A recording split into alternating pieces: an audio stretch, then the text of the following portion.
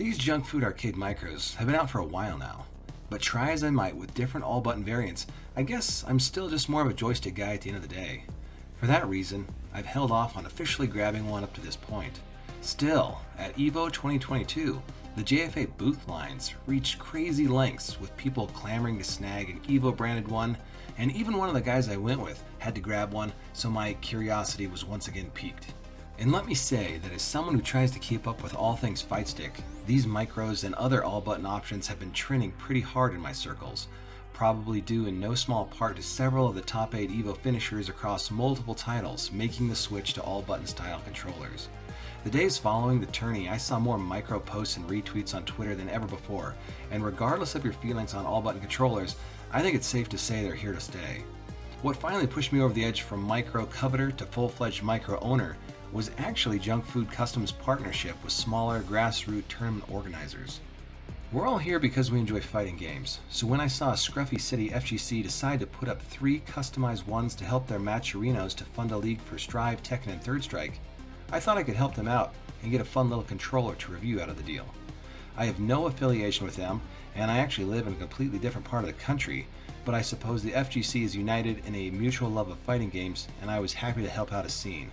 The 3 micros were themed around the games played in their season leagues, and I snagged the one tailored around Strive.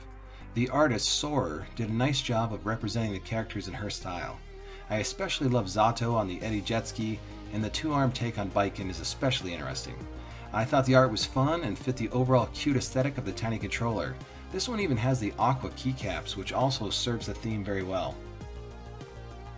The whole unit clocks in at 10 inches in length, 5 inches in width, and it is 1/2 inch thick. The weight is also definitely on the lighter side. You can purchase weighted add-ons from the JFA website if you find it sliding in your lap too much, but I didn't really have that issue. The lights and the hot swappable linear key switches both looked and felt great. I was initially worried it might be too small, since I usually use a Shoken layout with the 30mm buttons for the normals, but the single 30mm jump button and the 11 other 24mm buttons didn't feel overly small or crowded. Here's a quick clip of my 6-year-old mashing out some combos.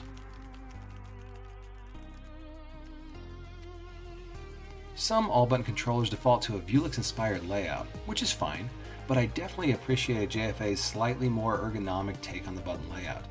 I have a couple of hours of practice on it at this point, and like all button controllers do as they do, my micro walks and teabags have never been more on point. My time spent on it has been exclusively on the PC, though the JFA website also mentions support for PS3, PS4, and Switch. This particular micro also has their original micro USB cable hookup, but JFA has made a recent switch to USB-C, so ones you're ordering from their shop today will likely have that style. The price point of a micro, depending on your bells and whistles, clocks in from $215 to $260 USD, which is pretty on par with other similar commercial offerings, if even a bit cheaper than some others. All in all, this is a very unassuming little controller, and even though it feels more in line with a keyboard than a traditional stick build, I kinda get the hype.